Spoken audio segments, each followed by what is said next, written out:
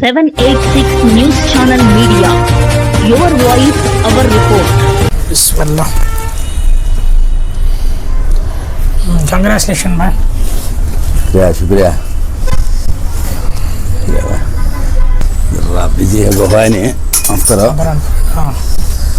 ఈరోజైతే మా ఖలీల్ భాయ్ చాలా సంతోషమైన విషయం.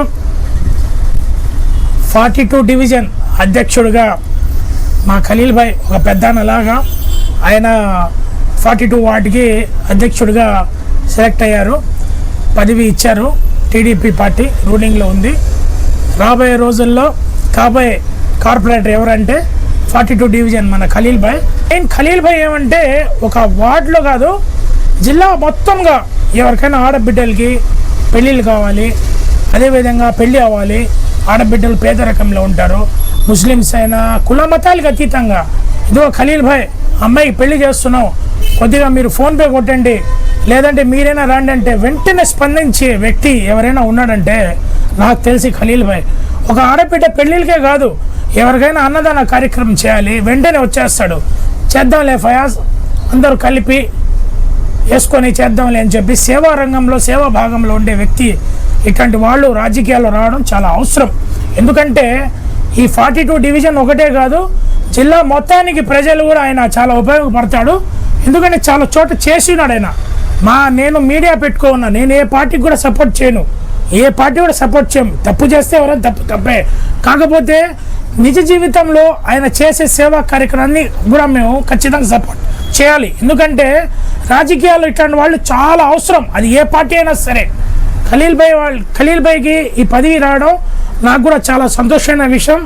ఎందుకంటే ఇట్లాంటి వాళ్ళు రాజకీయాల్లో ఖచ్చితంగా ఉండాలి. అదేవిధంగా ఖలీల్ భాయ్ గారు 42 డివిజన్ అధ్యక్షుడిగా ఆయన వెంటనే ప్రజల్లో ఆయన ఉండి పార్టీకి ముందు నుంచి టీడీపీ పార్టీకి సేవ చేస్తున్నాడు. పోస్ట్ రాక ముందు నుంచి ఎప్పుడైతే 42 డివిజన్ అధ్యక్షుడిగా అయ్యాడో ఆయన హర్ ఘర్ నారాయణ అని చెప్పి ప్రజల్లో వెళ్ళి ఎవరికే సమస్య వచ్చినా, మీకు రేషన్ కార్డు ఉందా, లేదంటే ప్రజలకి ఏదైనా పెన్షన్ కానీ ఏమున్నా కూడా ఏముంది, మీకు ఏం కావాలి, ఏదైనా ఆరోగ్య సమస్యలు ఉన్నాయి మా దృష్టికి రాండి అని చెప్పి మినిస్టర్ గారు నారాయణ గారి దగ్గర తీసుకెళ్ళి మీ సమస్యల్ని ఒక పరిష్కారం చేపిస్తానని చెప్పి తెలిసే వ్యక్తి ఎవరైనా ఉన్నాడంటే నెల్లూరు జిల్లాలో అది 42 డివిజన్లో ఖలీల్ భాయ్. ఎందుకంటే మేము డైలీ చూస్తూనే ఉన్నాం, ఆయన వీడియోలు సోషల్ మీడియాలో వస్తున్నాయి. అదేవిధంగా మీకు ఒక సలహా మేము వేస్తామంటే, అలాగా మీరు వీడియోస్ పెట్టకుండా ఒక ఛానల్ ఏదైతే మా ఛానల్ ఉంది కదా, మా ఛానల్ ద్వారా మీకు ప్రతిరోజు ఎన్ని వీడియోస్ కావాలంటే కూడా మా ఛానల్లో మేము మీకు ఖచ్చితంగా సపోర్ట్ చేస్తాం. మీ ఏదైతే కార్యక్రమాలు మీరు చేస్తున్నారో మాకు జస్ట్ వాట్సాప్ పెట్టండి, మేము వీడియోలు డౌన్లోడ్ చేస్తాం. తప్పకుండా. అస్సలాము అలైకుం. ఈరోజు నేను 786 ఛానల్ ఫయాజ్ గారి వద్దకి వచ్చాను. ఆయన పిలిచారు. జనవరి 1కి రాలేకపోయాను, ఈరోజు వచ్చాను.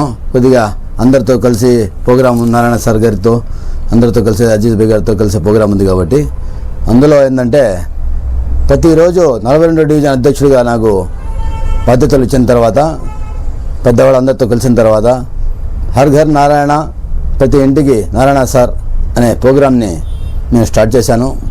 స్టార్ట్ చేసి 95వ బూత్ మన్సూర్ నగర్ నుంచి స్టార్ట్ చేసి 95, 96, 97, 98, 99 5 బూతులు కంప్లీట్ చేశాము.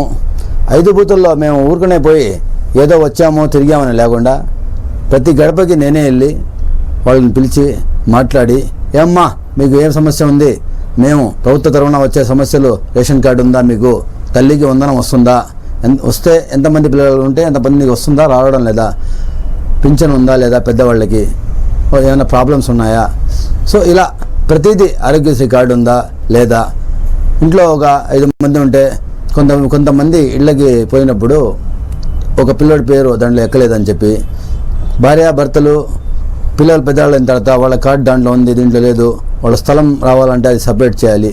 ఇలా ప్రతిదీ సమస్య మేము ఒక బుక్ తీసుకుని దాంట్లో ఏ ఇంటికి ఏముంది ప్రాబ్లం ఉంది అని రాసుకుని వాళ్ళ ఫోన్ నెంబర్ తీసుకుని తర్వాత వాళ్ళకి ఫోన్ చేసి పిలిపించి ఆ సమస్య అయ్యేటట్టుగా సంబంధిత అధికారులతో మాట్లాడి చేస్తున్నాంలో మేము నిన్న ప్రజా దర్బార్ షాదీ మంజిల్లో 42వ డివిజన్ తరఫున ప్రజా దర్బార్ ఏర్పాటు చేశాము. దానికి మా ఇన్ఛార్జ్ మేయర్ రూప్ కుమార్ గారు వచ్చారు. అలాగే కమిషనర్ గారు వచ్చారు. ఇలా మూడు సచివాలయాలు సిబ్బంది మొత్తం వచ్చారు. ప్రజలందరూ వాళ్ళ సమస్యలు ఏమైనా ఉంటే తీసుకోమని చెప్పాము. ఈ సందర్భంలో వాళ్ళు వచ్చి మేము రాసుకున్న సమస్యలు, తర్వాత మేము ప్రతి బూత్ తిరిగి మేము ఈ సమస్యలు వచ్చి చేసుకోమన్నాము. ప్రతి 15 రోజులకి ప్రజా దర్బార్ ఏర్పాటు చేసే విధంగా నారాయణ సార్ గారు చెప్పారు. ఆ విధంగా మేము వాళ్ళ సమస్యలను తీసుకుని నిన్న 250 మందికి అర్జీలు తీసుకున్నాము. వాళ్ళ సమస్యలు కమిషనర్ దృష్టికి తీసుకెళ్ళాము. ఈ విధంగా ప్రతి పని దగ్గరుండి చేస్తున్నాము. మాకు చాలా సంతోషం ఉంది ఇలా చేస్తూ ఉంటే.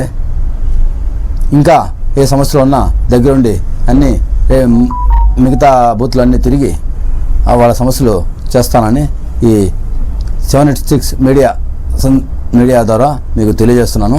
మా ఫయాజ్ మాకు చాలా మంచి మిత్రుడు. ఫయాజ్ భాయ్ గారు, మీదట మీరు కూడా మాకు సహకరించండి. మీకు నా వీడియో మొత్తం మీకు ఇస్తూ ఉంటాం. Okay, thank you. మా ఛానల్ని కూడా లైక్ చేయండి, షేర్ చేయండి, సబ్స్క్రైబ్ చేయండి. వీడియో కనుక మీకు నచ్చినట్టయితే please like, share, follow, subscribe, పక్కనే ఉన్న బెల్ ఐకాన్ని ప్రెస్ చేయండి.